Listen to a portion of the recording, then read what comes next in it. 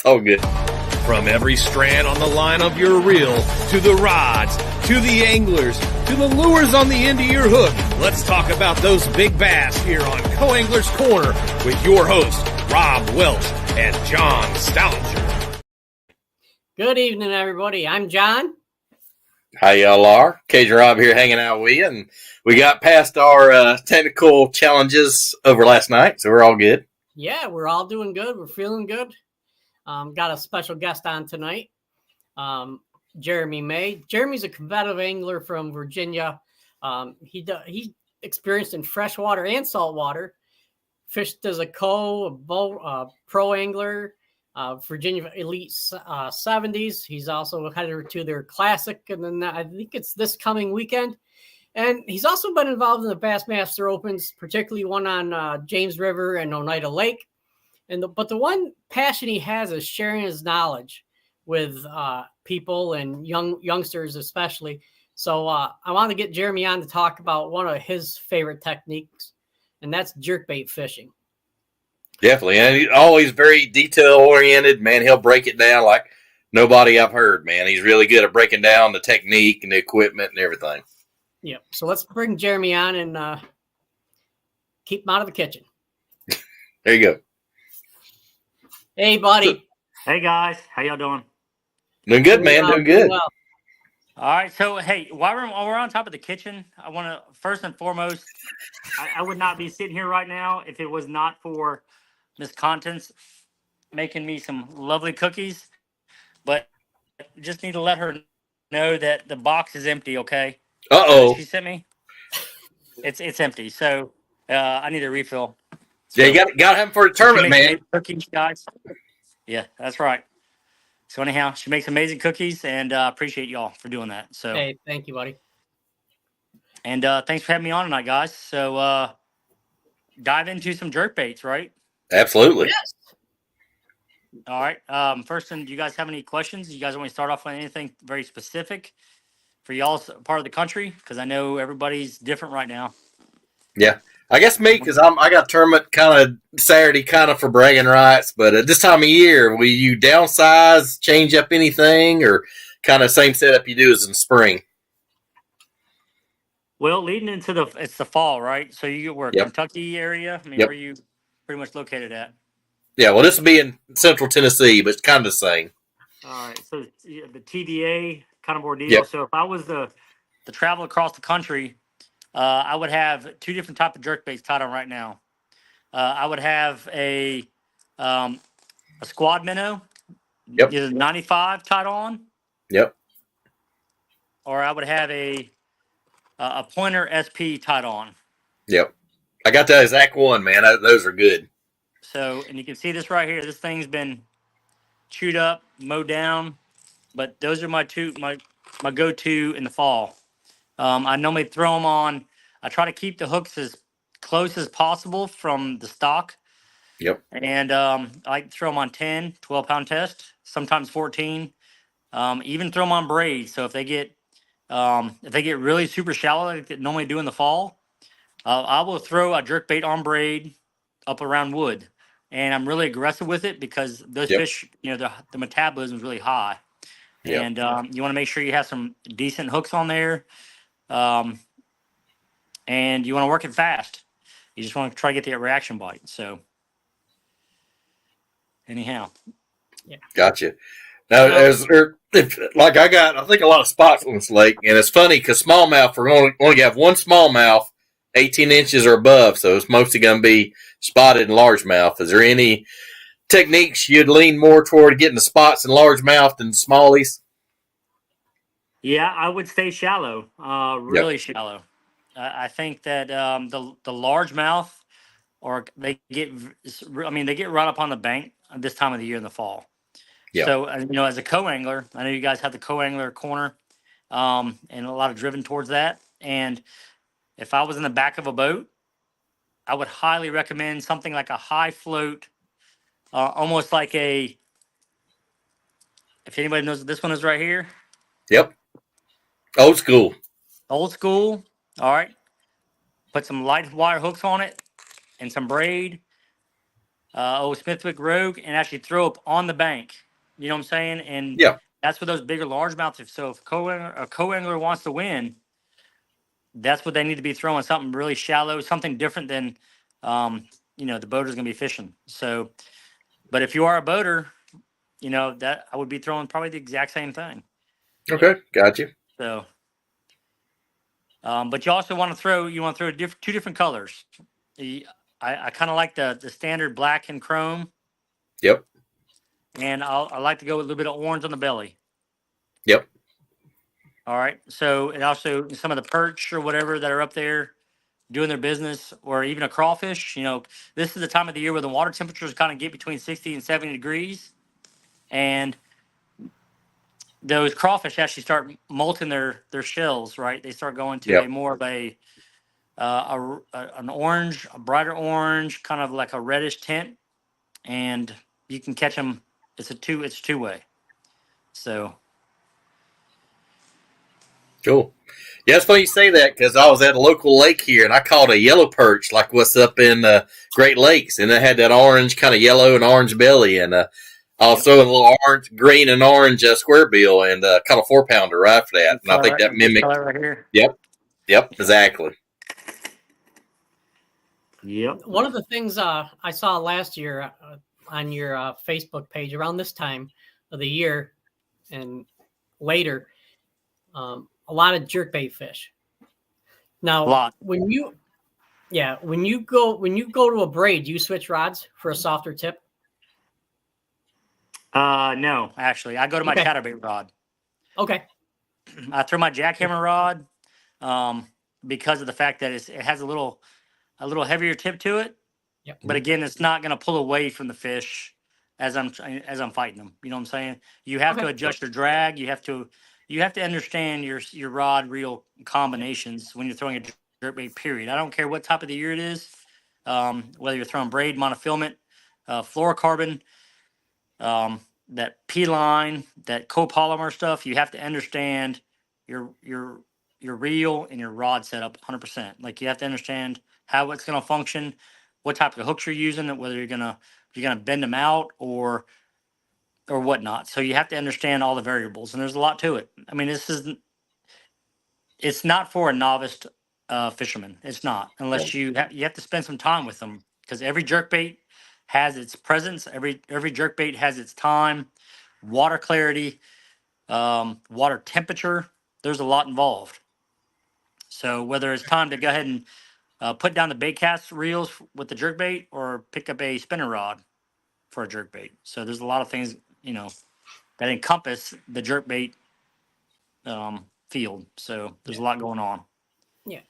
So would you mind starting out with like your setup for this time of year for a jerkbait rod, reel, line? So what I'll do is I'll go ahead and start out with the fall setup. Right. Yeah. I have two of them. One of them, let's see here. We're going to start out with. Hold on a second. Here's one of my jerkbait rods right now. It's a 7'2".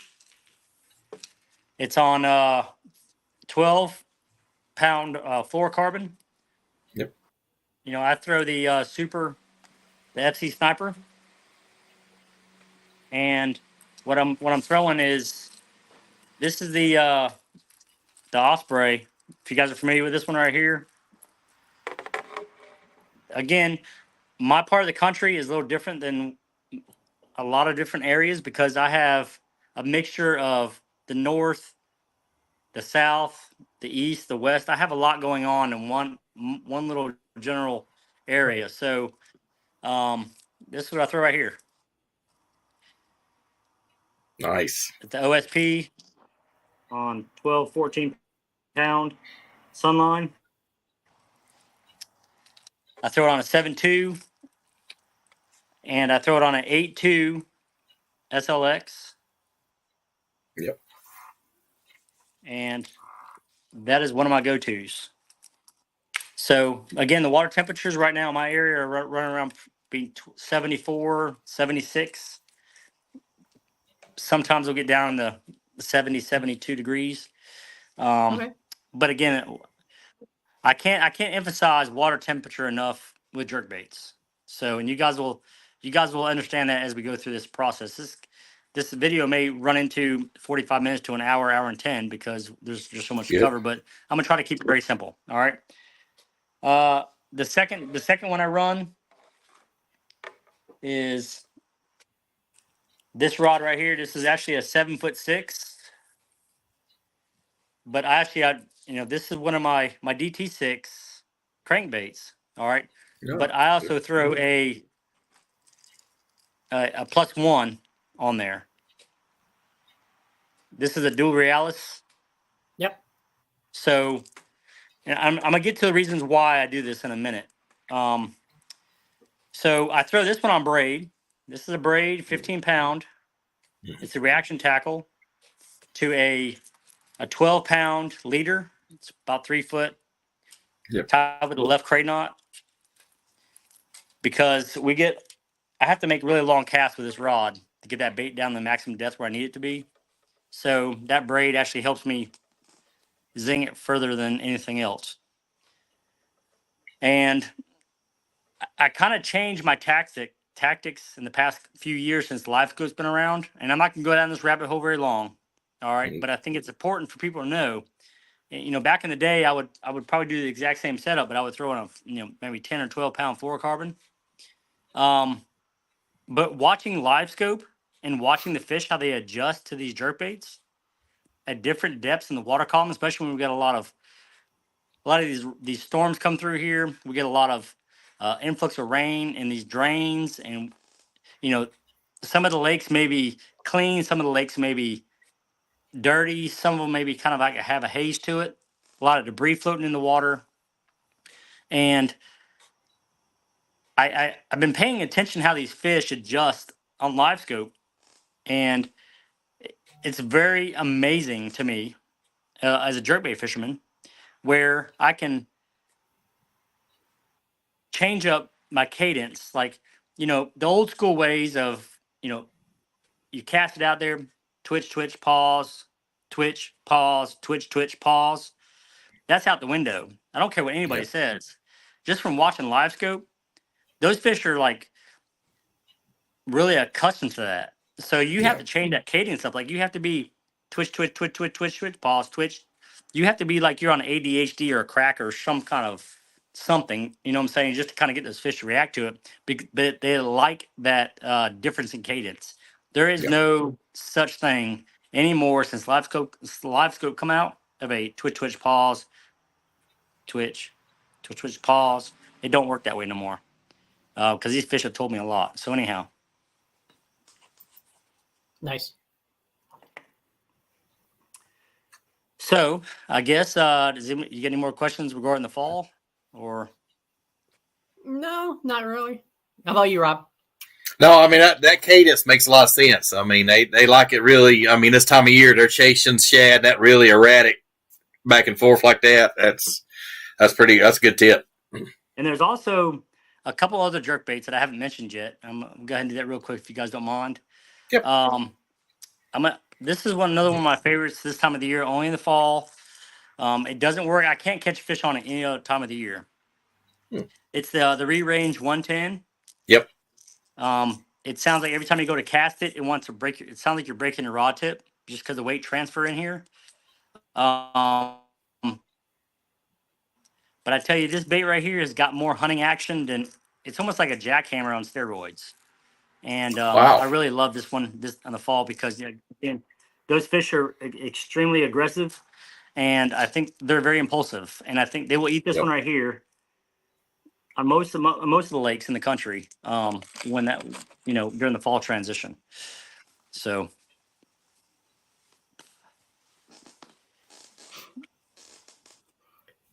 Now, when you're fishing in the fall, fishing jerkbait in the fall, do you really put the hammer down when you're twitching it, or do you to give it the more erratic action, or do you just normal? What do you mean by hammer down? Like you really just you jerk it real hard. You're snapping it hard. Yeah. I don't know. you want me to do a Randy Blockett kind of like demonstration? I mean, No. back up and break out the rod in my hand? No. No, No. what I don't typically do is I'll do just a Okay. simple twitch. Just snap your wrist. Just snap your wrist. It's all in the wrist, right? Yeah. It's the wrist movement and it's the rod. Like if you're not using Yeah. the right rod, you don't want you want when that bait actually comes to a pause, right?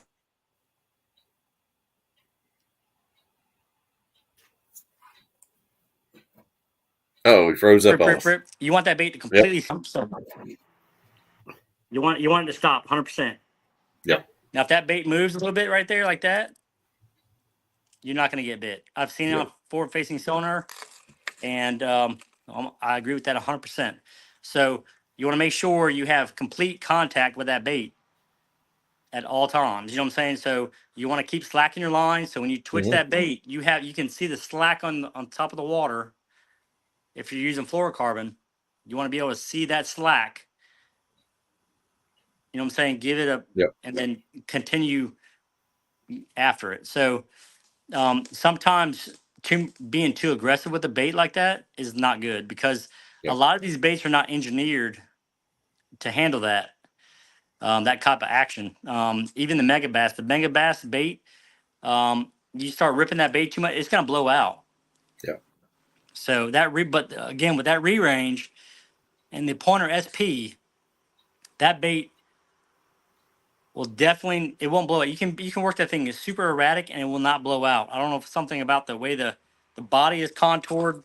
Like if you look right here at the very tip where it kind of flares out a little bit. Yep. I think that one keeps it from actually, rolling sideways, doing some stupid shit. So excuse my language. So, but it's all based off of the jerk bait profile. So, Yep. When you're talking about discolored water, do you go to more like table rock shad or something a little more colored? If it's got a little bit of stain, I mean, not bad, but just a little bit of color in it. I do. I go to golds. Yep. Low light conditions, with a little bit of visibility. I'm gonna say 1 to 2 feet. I go to golds, and I even go to the old Clown. Yep. the old clowns. Get that off the screen. But these are the go-tos when the water visibility is less than 2 feet, 100%. Okay. So even Mega Bass even has a version. This one right here with the black head. Yep. That's really good, and I really like this one. So cool. I know in East Tennessee, talking about spinning rods, there's a bunch of older guys that throw all their jerk baits on like a 7.6 spinning rod, and that's religion down there for. The only way I throw a spinning rod is actually in the wintertime. Oh, okay. The reason why I only throw that is because I can adjust to the water depths. Okay, so if I want to throw a 4-pound leader, a 6-pound, 8-pound, 10-pound leader, I can just cut the leader off real quick and make the adjustments. And also, when it gets really windy in the wintertime, that's when I pick up that spinning rod. If it's super windy outside, trying to throw a jerk bait, sorry, my dog's in the garage. What are y'all doing? Children, get the dog in the house, please. They said, have kids in a lab. It'll be fun times. Yeah, good luck with that. Yeah. So, anyhow, that's when I go to my spinner rod applications when it's really windy outside and I'm trying to maximize my depth. So it allows me to, change my leaders, etc. I got you. Now, I tried tying that knot that you said something about breaking off for a leader. That's not. Yeah, that left crane knot. That's not happening for me. Yeah, it's not for everybody. Yep. But again, it's been around since the 1930s, I think it was. Mm-hmm. And he was a fly fisherman and well known. So a lot of saltwater guys use that knot. I know. A lot of saltwater guys use that knot. Yep. So, but again, for me, it's a player's preference. If you like the union knot, if you like the whatever knot, you stick to your comfort zone. Okay, don't make some changes because I said so. Yep. Yeah. And wherever you can tie efficiently and strong. I know that. So. Well, the thing is with the lefty crate knot, right? Like it can be the wind can be blowing, and it's literally you take your two pieces together, loop, put them back through, feed your lead through, and you're done. Cut your tag end off and go on fishing. So Cool. you don't have to sit there and try to. Oh, the wind's blowing. Oh, the wind's blowing. Oh, I can't see. Or you're like John, you can't see the hole and you need glasses or whatever the deal is. Yeah. Now he got some new glasses now, so I think he's What he good. did? Oh, new spectacles, huh? Me too. Yeah. I got some new ones. So I tried to be like Jeremy May, but I can't pull that off. Got a little facial hair growing. That's all right. if you see me It's all last good. week, I look like a little toddler, okay? Because I had actually shaved my face off, and you swear I'd belong on the ped list or something like that. So it was terrible. Mine was too splotchy. I got tired of messing with it. So, Mr. Cajun Rob, you're always clean shaved, my friend. I don't think I've ever seen you with any kind of facial hair. Have you even hit puberty? yeah, I have a couple times. Yeah, I let it grow out a couple times, but it's a lot more grayer than yours, so let's just put it that way. Well, I appreciate it. Yeah, I know. That's chrome. That's not silver. That's gray. That's chrome. That's chrome. Just like his jerkbait, black and chrome. Right. There you go. There you go. No Rapala. There you go. So, well, anyhow, I guess, hey guys, can we dive into the winter time? Do it. All right. So here on the James River, right, we have two different approaches on the James. We're going back to the old black and chrome. All right. Around some of the cypress trees. But look at this crank. Look at this thing. Wow. I actually had to retire it this year. It's done. Like there's no more left. His eyes are missing. I mean, just gone. This is the RC. Yep. Jerkbait. It's silent, 100%. It's actually a balsa. So I run that one in the wintertime around some of the cypress trees, and I go to the Squad Minnow 115. Yep.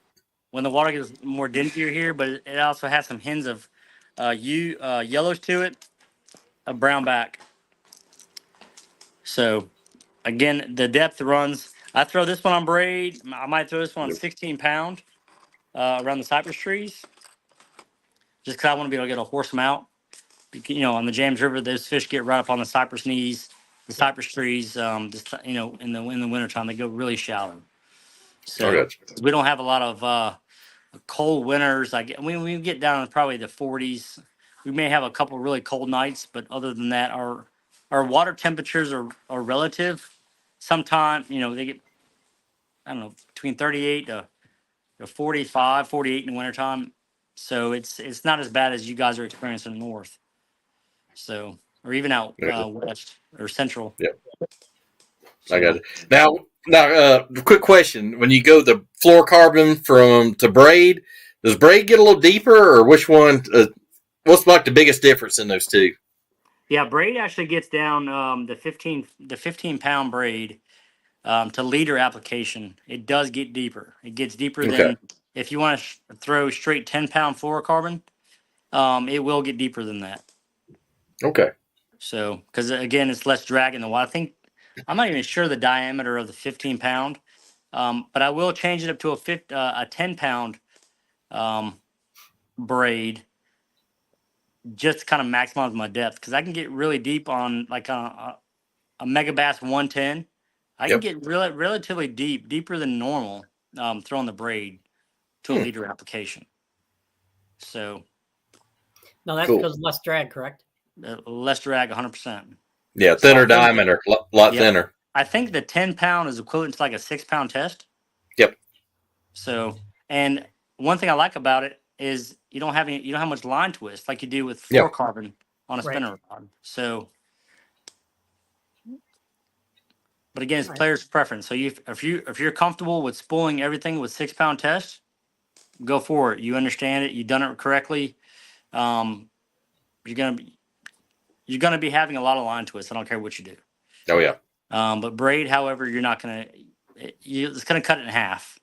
Oh yeah. So. Absolutely. I've gone almost all braid fluorocarbon on my drop shots, and you know how much twist you get on that, and it makes a world of difference. Hands down.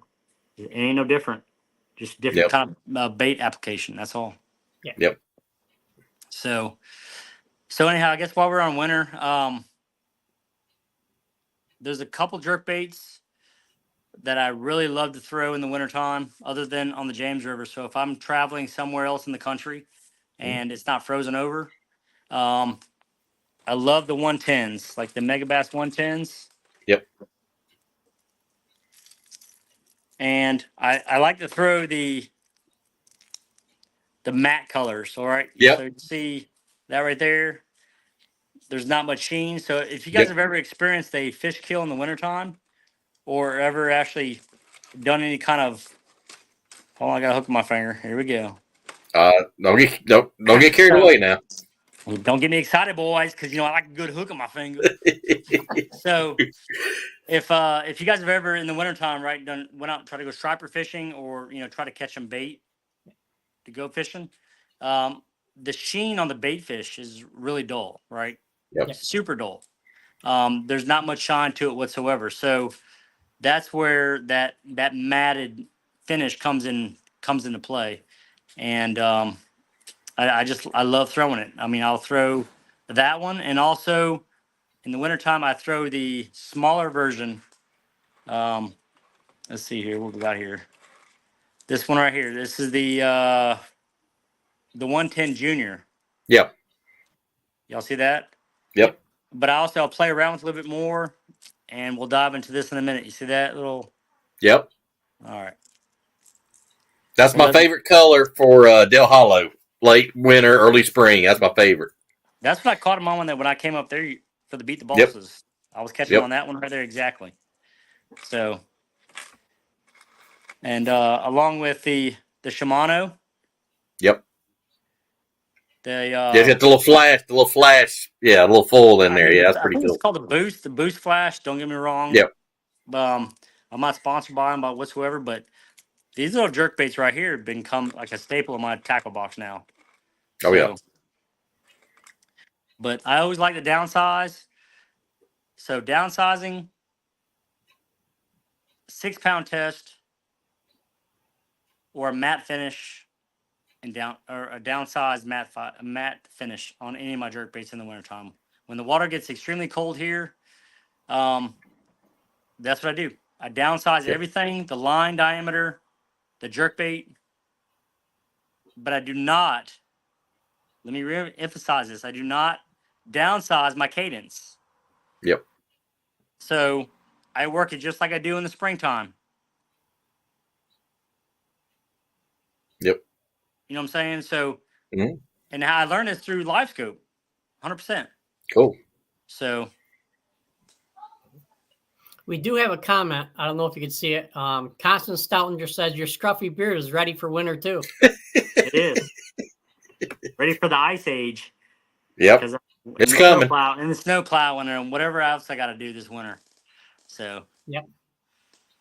Now, during the winter months, do you go to quiet baits, silent, over a lot of noise? It all based off of water clarity, to be honest. If the water visibility is 1 to 2 feet, yeah, I'll throw the same bait. This one right here. It's not very loud. This is the Junior 110. Yep. But then I'll change it up and go to the SP version. But it's a little louder in it. But I can pretty much match the hatch as far as the color profile I'm trying to throw. It goes the same depth. It acts a little different. So when I do that, I add a little weight strip to it, a lead strip to the bottom. So I do know this one right here, the plastic is a little, I guess, more dense. So without the lead strip on it, and when the water temperatures get down around the 45 degrees, this bait has a tendency to float up. And I've actually tried changing out the O-rings. Tried changing out the hook, and it sinks too fast. So what I do is I just add some lead to it. So I want the bait in the wintertime. I don't want it to do up. I don't want it to go down. I want it to completely suspend in the water column when I pause it. Yep. That is the number one factor for catching bass in the wintertime. You want that bait to suspend for maybe 2-3 seconds and then go to your erratic movement. I've seen that on live scope 100%. So and the cadence deal is out the window. So I can promise you, I've been fishing a jerkbait way before live scope came on, and that was my number one thing. Is I caught plenty of fish, but I would say 75%, which is a large number, from the 25% of when I was fishing without live scope. The difference in catching my fish catch ratio is throwing a jerkbait in the wintertime. Wow. Make any sense? Oh yeah, it does. Yep. So it's just telling me that I think the old textbook of the cadence has been wrong. 100%. Yeah. Or they've seen it so much they kind of got accustomed to it and they just ignore it. I don't know, but maybe the fish are set up differently than we thought they were set up for jerkbait fishing. Yep. They're a lot shallower than we thought they were in the Yeah. wintertime, especially when the water temperatures get really cold. I can't explain it, but that 8-foot zone seems to be the comfortable zone for the fish year round. Like there's big ones Oh that yeah. live in 8-foot zone year round. For like last year I caught that 10. I'm sorry, it was 11, and that 12 I caught within 8-foot zone. Wow. So in mid-January, when it's brutally cold and the duck hunters were out there freezing their balls off, excuse my language, and I was the only one out there, sliding my truck and trailer into the water trying to go fishing. Yep. So, Well, you come up here, you can hit that weather all the time. I don't think so, John. I'm sorry. I'm not gonna do it, bro. I love you to death. I love you in Wisconsin to death. But you know what? If it's got anything that says ice on it, it's not happening. Okay. Now, however, I did see one of these trailers, okay, that had these big flat screen TVs in them that had heaters in it with a couch, and they can drill your hole for you. And they're wearing socks and flip flops, or they're wearing shorts and a tank top while they're fishing. You call me up and we'll do it. Okay. Hey, honey. I think she was saying, "Dad, grow a set." But anyways, Yep. Constance Plus says, plus you can get cookies up here. That's Hey, Jeremy. I'm down. I'll try it. Okay. Hey, listen, guys. I don't ice fish. I don't ice fish. I've never done ice fishing before. Okay, I it's on my neither. bucket list. So if you guys want to take me ice fishing for one weekend, as long as I got cookies, okay, and a Dr. Pepper, I'm down. Don't look at me. I ain't got no ice. You had more snow than me last year. Knoxville had more snow than I did, so I go figure. Got rocked last year. Yeah, my boys in Knoxville got a lot more than I did. I don't know what's up with that. Yeah, we didn't get shit last year, man. I think we got. I mean, I was wearing flip flops in January. It was crazy. Yep. Oh yeah, it was. I wear flip flops year round in the house. Well, me too, John. Hello. But no, Constance says she's never ice fished either. Oh. Guess what? We're going on a groupie, okay? Yep. Or a swingers ice fishing event. I'm not so sure I'm liking that with my wife. That was a joke. God. I know. We all know. Y'all know my southern humor. I may be slow and talk really stupid, but at the end of the day, I'm not dumb. Okay. All right, so let's move on to the spring. Okay, we're getting derailed here. Okay, we're talking about jerk baits. Yep. Crickets. Yep. Springtime jerkbaits. Springtime jerkbaits. Prime time. Prime time. All right. Well, let's talk about. I got a good one for you. Pre-spawn. Yep. All right. There's two that I love to throw in the pre-spawn. This little guy right here. Do y'all see this one? Yep. Y'all ever seen a jerkbait like that? Mm. You haven't. Okay. So it's a Hong Ting Tong Ting Pom Ping 755. Oh, I don't know where it came from. It was a Timu special. I bought it a couple yep, years ago when they first came out, and I love this jerkbait right here. The reason why I like it is from watching the live scope, right? So when you get all these pre spawners actually sitting off a ledge or on a flat somewhere on the edge, you cast this bait out, right? And it does it does this thing right here. It goes straight down. See that ball in the back? You probably can't see that. There's a little ball right here. See that? Yep. yep, yep. What it does is it actually shimmies and it Oh, falls just like that. And you work it like a rattle trap. yeah, So you cast it out there. I mean, this thing will cast a mile. You cast it out there, and you can watch on live scope. It just shimmies just like this, and you just pull your rod up, and it does a little brrr, and it goes brrr, just like that. And it's amazing. It's a great bait. I love this in the pre-spawn. Does it make that noise too? Sometimes it does. Depends Okay. on how you hold your mouth. So you gotta hold it like this. All right. So anyhow, then I go to the right here, the 110 silent yep, Megabass version. What I do with this one here, again, it's all based off of water clarity. I take some fingernail polish from all the 17 girls I have in the house. Um, I use a Rather fingernail polish, and I put it on all my jerk baits. See that? oh, cool, yep, So, and what it does is it actually the silent version they just come unglued for it. I don't know what it is, but that one right there, and also the Smith Rig Rogue. Right back to this one again. yep, So wherever you guys can throw the Smith Rig Rogue in the fall time, you'd be throwing it in the same places in the springtime or pre-spawn, early pre-spawn. And then once the bed fishing happens, you might as well just hang up the jerk bait. yep. So And Constance says jerk baits and groupies. it's like this one right here, John. It's a little beat up. It's old fashioned and it's a little crooked, and just Yep, retire it. Just go on to something yep. else. After 17 girls, I'd retire too. Sorry, buddy. Anyway, Anyway, okay, On today's episode of spawn. how yes y'all want to change topics. Look at this coat rack. It's so nice. yeah, it is pretty nice.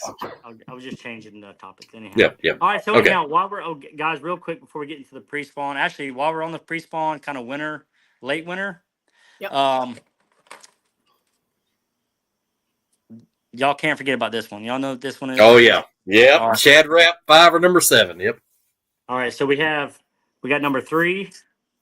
yep, All right, we have number 5. yep, Number 7.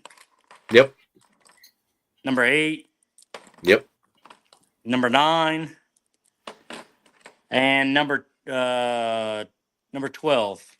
Yeah, 12. These yep. are really good. These are really good in like Kerr Lake, Lake Gaston, the larger impoundment areas that we have here in, I guess that's Western Virginia, kind of North Carolina border area. Yep. So, but those shad wraps are the go-tos. Late winter, early pre-spawn. So They were good Chickamauga. I found that out in the early spring or late winter. Yep, they do. Yep. And I mean, I've got 2 big boxes slam full of shad wraps, because when they get off the jerkbait bite, they go. I do know they go to the shad wraps, and that's when I pick them up, and I'll tie shad wraps on every one of my rods, and I won't pick anything else up. So yep. And eBay is crucial. Get the old ones made in Finland or Ireland. Yep. Good but stuff. I've got a box of OGs, the original shad wraps, and like this color right here. They don't even make this one anymore. You probably can't see that. Get a little red hue to it. But I've got a box of them because we had an old Virginia Lee 70s member. He passed away, I don't know, 2 years ago. And he had a collection in his garage that was phenomenal. And they raffled everything off. And I was lucky to get 2 big boxes slam full of some of those baits, man. I'm Oh, blessed every sweet. day because I can't find them anymore. No, you So can't. nope. Or if you So can, it's at a premium. they're extremely expensive. Like Yep. these shad wraps I have. I mean, people offer me $60-$70 a piece for them. Oh yeah. So, but anyhow, I guess after pre-spawn, the spawn, I just skip the spawn. I don't even Mm-hmm. try throwing a jerk bait in the spawn, period, whatsoever. Yep. Some people say, "Oh, I'll throw a jerk bait over the beds and I can get them the bite." Well, have fun with Hats off that to one. you. Hats off to you because it's not my forte. I'm gonna throw something else in there. Yep.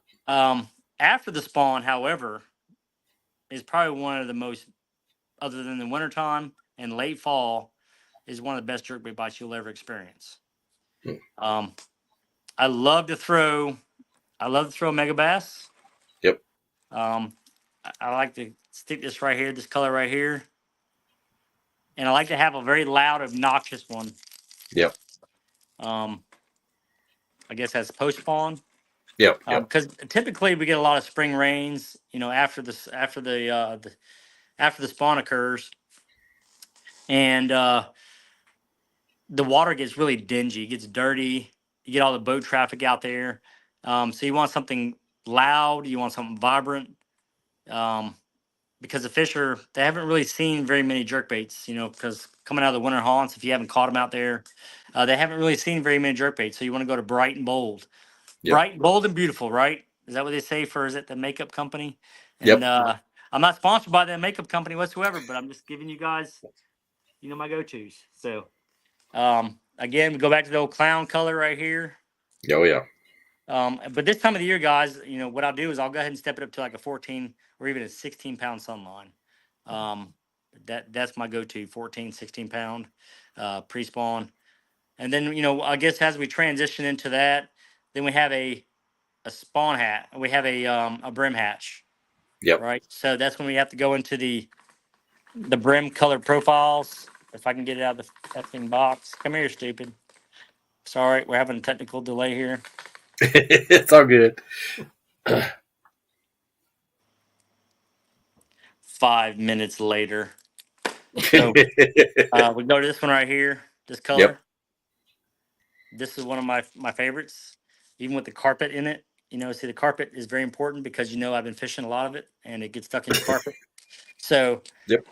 Yep, I go to those colors. I even go to the perch, the ringtail perch, because we have a ringtail perch spawn that happens. Yep.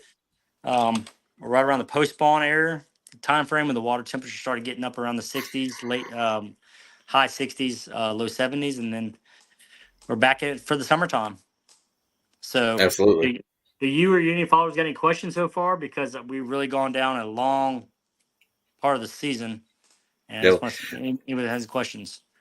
Yeah. Now I know a trick I learned in Florida when I was down for a Bass Open on Toho, like early in the year when the grass ain't come all the way up. Yep. I used that heavy line. Like you said, I think I put 17 on a long A. It was just ticking the grass, and it worked really well. Yeah, that's how Bobby, what's his name? Bobby Lane actually won Bass Opens down there. I guess was on Kissimmee. This is probably 5-6 years ago. That's what he was doing. He was fishing some of that kind of virgin grass, and he was ticking the top of with the jerkbait and smashing them. So, absolutely, it's funny. I couldn't get them on a rattle trap. I tried rattle trap, threw that out, and started getting bit. I mean, instantly. It was amazing. Yep. Now, on your connection, like your line to your jerkbait, do you clip or do anything, or just tie it straight to the little O-ring? No, I depending on what I'm trying to accomplish with the jerkbait, if I'm fishing around a lot of grass, I take the O-rings off. Okay. Because it's just something else to get caught in the grass. Okay. Yeah. Makes sense. It does affect the action a little bit, but again, you're going off a reaction strike. Okay, but you're trying to keep the bait as clean as possible. I downsize my hooks. So say for example, this jerkbait right here is technically a number 4 out of the package. Yep. I will downsize that to number 6, and I will take off the O-ring and tie it straight to the bill. And it allows that bait to come through the grass a lot cleaner, and you don't have all Okay. the extra hardware, the extra weight of the hooks, catching the grass, etc. So that's what I do. Oh, good tip. Good tip. Now, So I do have a question. Outside of experience, okay, because I see you got a lot of those baits without hooks on. How do you know which hook goes where? What size? Do you write on them at all? On the tops of them? no, that's just the 25 years experience throwing jerk baits. Okay. To be honest, I know typically if I have a 4-inch jerk bait, or 4 1/4 jerk bait, I typically know that this is going to be a light wire number 4. Yep. You know what I'm saying? So, but again, if I want to, in the springtime or fall when those fish move really shallow, I'll put a number 6 on here, a heavy wild number 6, go to straight braid. Yep. You know what I'm saying? So again, it's all time on the water. Like I can't explain some of the things. Like KVD does not break down the nuts and bolts completely, everything. He just goes off of intuition. Correct. Yep. From being on the water for several years. You know what I'm saying? That's where it comes from.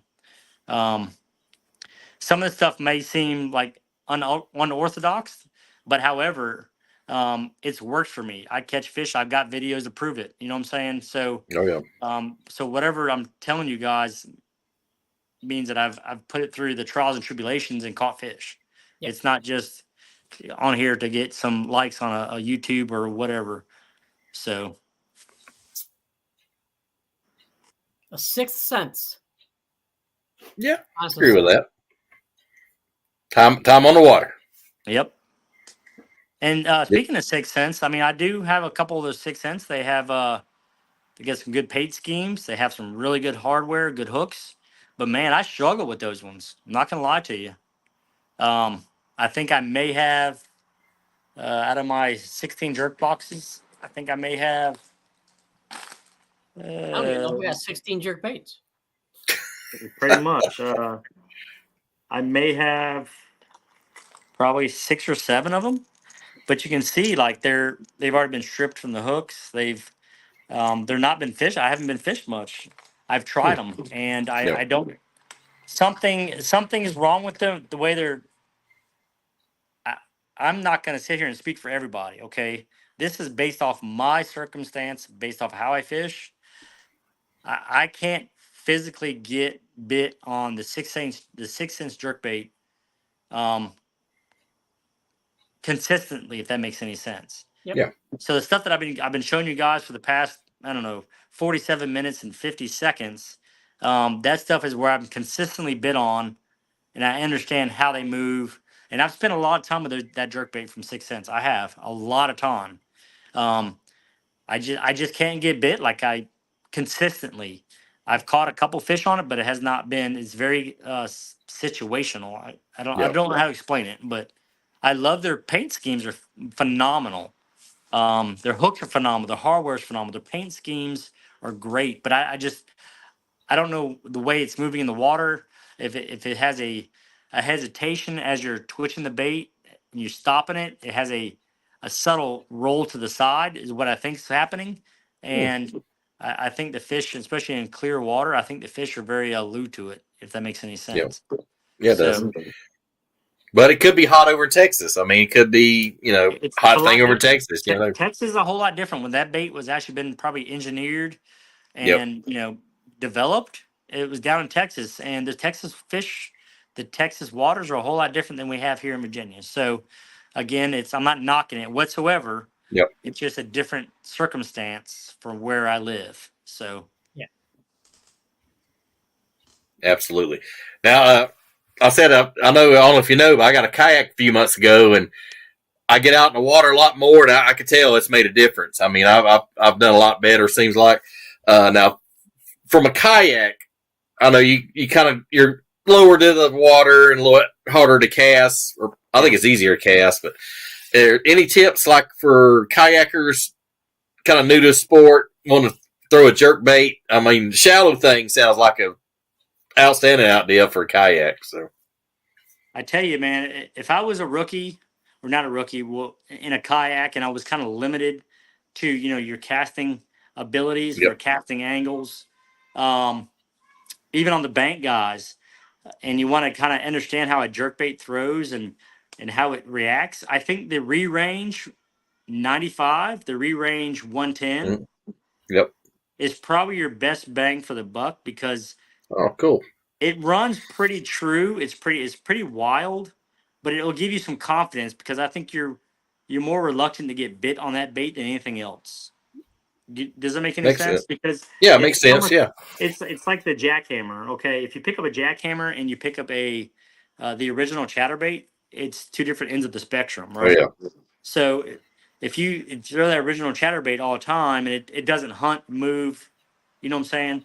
Like a Yep. jackhammer does, and you pick the jackhammer up and you go out there and wow, that thing's amazing considering that's the difference between the re-range and even the mega bass. Okay. So if I was to give any pointers to any kayak fisherman or any bank fisherman, the pointer SP and the re-range 95 or 110 is probably where I would start at. Okay. Kind of build some comfort, understanding how the jerkbaits react because you can throw them in the water, you can see the difference night and day. So that's what I would try. Makes sense. Thanks. So and see, I couldn't fish out of a kayak throwing jerkbait because you know what? First thing I would do is I would catch all the rods behind me every Yeah. cast. I'd be like, "What in the really?" Yeah. I I'd be, usually I'd like be like it. the guy on the sped bus. Okay, going, Yep. "What's wrong with that guy? That guy's done lost his mind." I've done it. And what I do, I'll leave my rods down beside me. I can strap them to the side of the kayak. So that's what I do. I would lose my crap in a minute. I promise you. I've not fell out yet, so I give myself a little Oh, I credit. would fall out. I am super clumsy. Like, I mean, I fall out of my 18-foot John boat on occasion. It's been known to happen. Oh heck,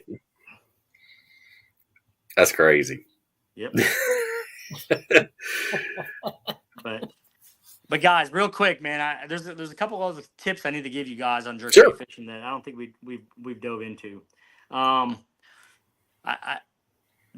when you're setting up your live scopes, you guys want to go down this rabbit hole? It's a small rabbit hole. I'm gonna keep That's it very fine. simple, right? Go ahead, man. So if you guys have a live scope, you're running the LV32 or the LV34 transducers. Yep. You want to make sure that your contrast, you want to run about probably 84, 85. You want to run it higher than normal. Okay, and you want to take the auto adjust off. You want to go manual. So if you know you're going to be sitting, your maximum depth is somewhere in the 20-foot range. You want to, and your boat is actually sitting in maybe 15 feet. You want to have your manual set to about 15 feet. Okay.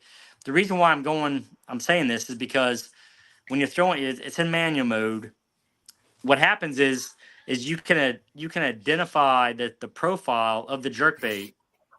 You know what I'm saying? It looks Yeah. consistent, right? So you can chase those larger fish that you're after. Versus on the auto mode, what happens is it sometimes goes from 10, 20, 30 feet, depending on, if you guys have a lot of breaks and contours in your river systems. And the fish and your bait look a lot different. Like you Yeah. think you're targeting 5-pounders, but they're only 1-pounders. You know what I'm saying? Yeah. So Makes sense. I think by being relative to the manual mode of the depth you're fishing, so you can you can gauge the size of your bait. So say for example, you're throwing this little 110 junior, right? Yep. And okay, that little, I don't know, 1 centimeter or 2 centimeter size dot on your screen is this size right here. So you Yep. want to be chasing something that's 3 to 5 centimeters, so that's a bigger fish, right? So the same thing with the 110s, a little bit bigger profile, or even the OSPs, the 4.5 inch bait. So this one looks centimeter and a half, and then you start, you can get around the bigger fish. You can catch bigger fish, especially in the wintertime, because the wintertime there's not a lot of people on the water. Most people in the Yep. wintertime are they're deer hunting, they're duck hunting, they're pansies because they want to get their hands cold. It's the best time to be out there. And Yep. this is where you can learn a lot of this stuff is if you have live scope, right? You can be out there understanding all these little ambiances, right? To maximize your fish catching ratio, especially with the jerkbait, because these fish they haven't seen a jerkbait all year, and Yep. they will tell you a lot. Like you take 3 rods with you. You take a small one, a medium, and a deep diver. All right, and go out there and play around with them. Play around with the cadences. Play around. The color is not really a deal. I think it's more of it's a core feeding response more than anything else. So as Right. long as you're within the realm of the shad profile or the bluegill profile, it's more of a confidence getting out there watching these fish chase down your bait. Like you'll see what I'm saying with that cadence deal. As long as you have to be above them now with a jerk bait. Yep. So, Oh yeah. so say for example, here's the bass sitting right here and suspending in 15 feet of water where most of them suspend at. You don't want to have your jerk baits in there down here Yep. because the way their eyes are on their head, they're always looking up, right? Yep. So you always want to keep it about a foot, 2 foot above their head at all times, and do your thing. And if they're interested, they'll come up and eat it. If not, change to a bigger size. So neither my rule of thumb is in the wintertime, I go really small. Yep. Either they want the small one or they want the real big one. Hmm. There's 9 times out of 10, it's going to be one of those two. One extreme to the other. I got you. One extreme to the other. And you want to keep it, moving. You want to keep it moving. So even if that fish is there, you drip, rip, rip, rip, pause. You don't want to sit in his face for 10 minutes because he's just going to look at it. No, we're trying to get a core response out of the fish, right? Yep. So Yep. you want to really give it some action. So I promise you want to try that. And then PM me in January when the water temperature is 42 degrees. Say, hey man, I appreciate that very much because that shit worked. I promise you it works. I spend more time on the water in the wintertime than probably a lot of people do. Yeah, I mean it's nice and quiet, cool. So yeah, quiet. I don't have 17 kids running around. No, it's peaceful. So oh yeah, you give it a try. So don't be. So this winter, guys, get out there, grab 3 jerk baits, small, medium, large, and go to Pound Town. Figure it out. It's not hard.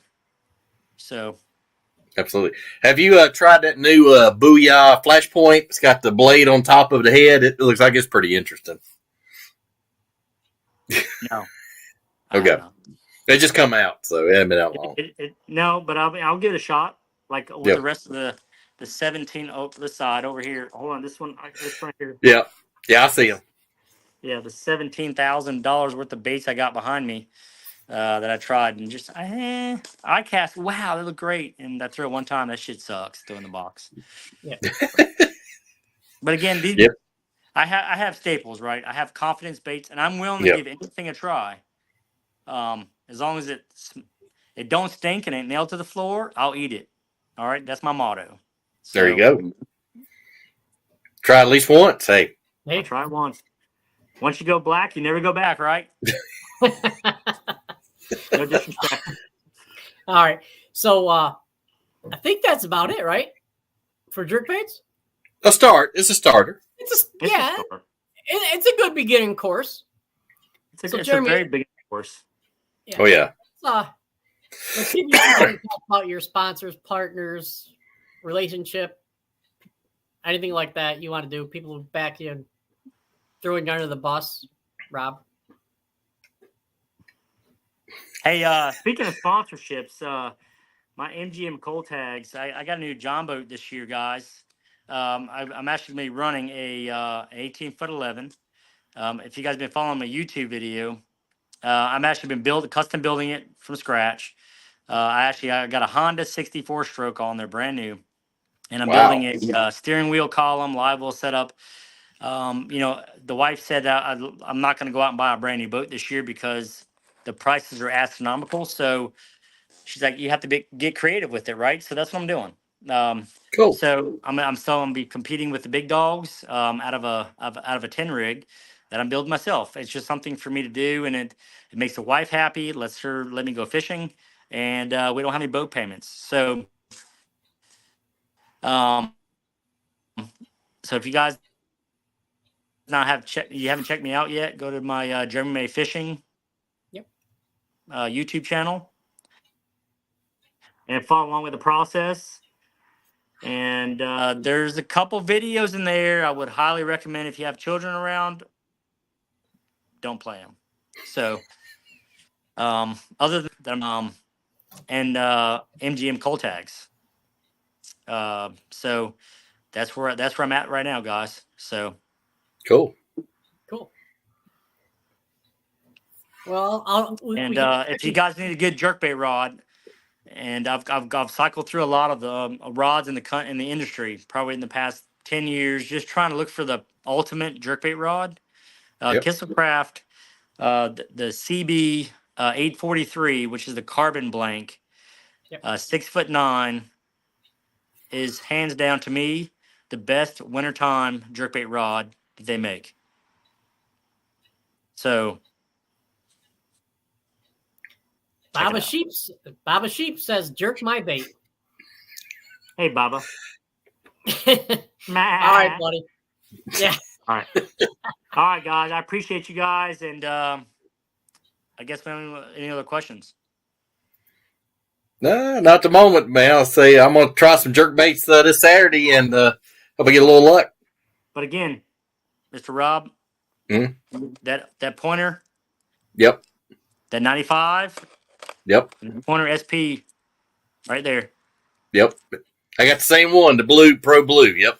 Awesome bait. Keep it in your hand, sir. And I got the re-range on my wish list. I don't think I got one of those yet. Try the re-range, guys. The re-range to me is very impressive, but every time you make a cast, it sounds like you're breaking your rod tip, but it's not.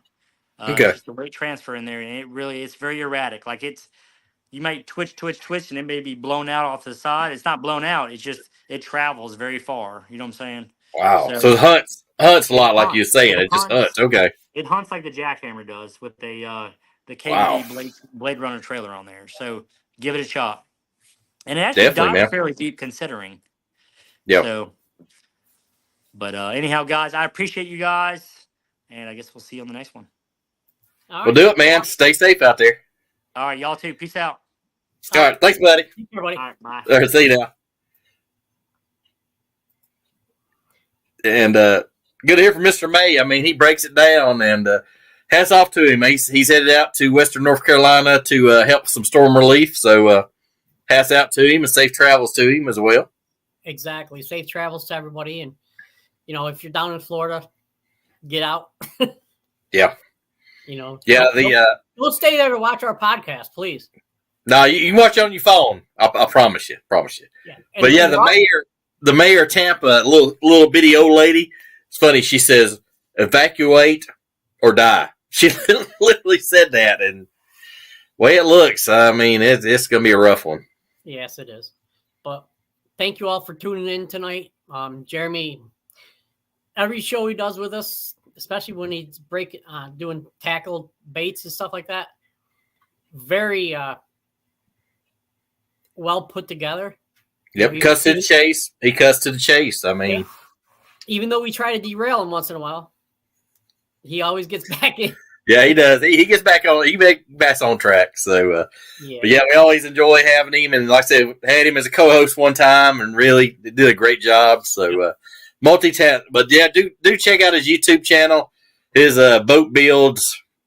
He's pretty sharp on that stuff. So if you got a John boat or even thinking about building a John boat, upgrading, check out his YouTube, Jeremy May. Yep, Jeremy May Fishing. Yep. Anything else, boss man?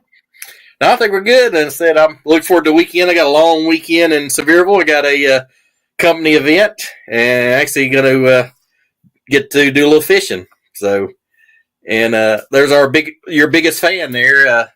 Wishing you a good night. All right. Great night. You know what? We didn't ask him his cookie. Yeah, that's true. I think she knows. Oh yeah, I think she knows it.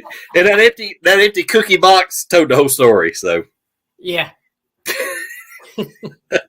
So I think that will substitute for the cookie question tonight. Yeah, same. All right, everybody. Take care and have a good night. And hopefully see you tomorrow. Yep. Thanks, guys, for tuning in, and we'll Oh, look, there she is. White chocolate macadamia nut. So she already knows. So you didn't have to ask. So she already knew. Yeah. But all right, guys. Enjoyed having you and hope to see you tomorrow night. And peace out.